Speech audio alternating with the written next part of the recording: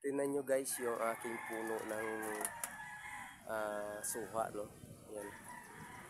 Ito po yung guys ay meron siyang nakapulupot na pipino.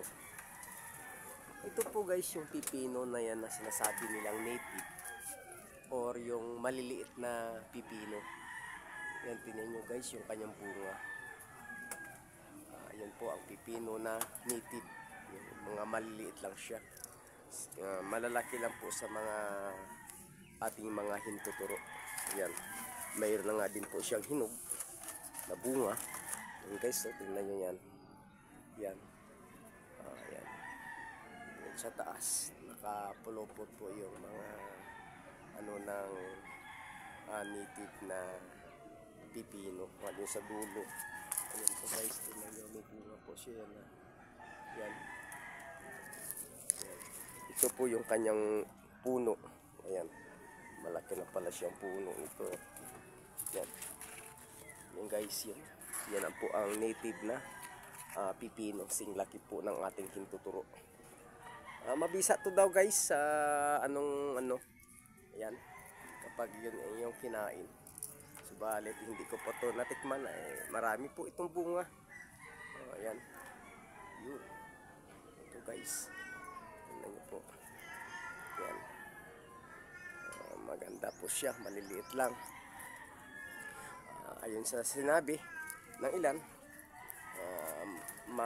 ano po ito, mabisa na kainin kumpara doon sa mga malalaking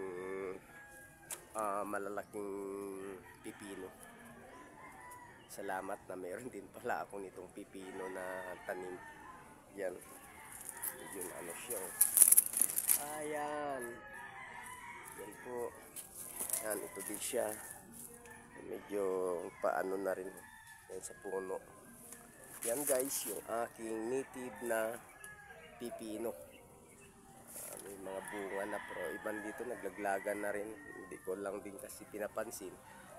Dahil hindi man kasi natin masyadong pamilyar na yun ay kinakain. Yun sinasabi nila na ang pipino may mga variety rin pala na mayroong malalaki at ito yung mga maliliit.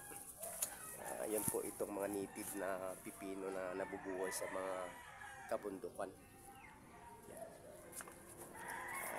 Ang atin lang nakikita na mga pipino ay yung tinitinda sa palengke ng mga malalaki. Ayan. Ayan guys, mga bunga niya. Ito po ay pumupulupot ito sa aking puno ng suha. Yan na po yung suha guys na 6 years na ito. Wala pang bunga. Yan. Subalit, yan po ang purpose nito na meron po tayong tanim yan. Dahil isa po sa mga herbal yung kanyang dahon. Ginagamit po yun sa mga bagong panganak at sa mga binat. Ginagawa po natin yan ay hinahalo doon sa nilalaga tapos ipa-steam sa bagong panganak. Yan guys, kasama po yan sa mga ingredients nitong halamang o yung maasim na gulay, tawag nilang kamyas na yan, dahon na rin po at saka kalamansi. Isa yan mga yan guys na ginagamit natin. Ito din, mayroon din tayong bayabas. Yan. At mayroon po tayong lagundi. At yung oregano. Yan po sangkap para dun sa mga binat, no? Kapag nais po natin na i-steam yung bagong panganak na binat, ay yan po isa sa mga proseso. Kaya kailangan talaga na mayroon kang mga tanim ganito. Dahil mayroon ka magagamit. At thank you guys sa iyong panood sa aking konting share ng aking video. Maraming salamat po.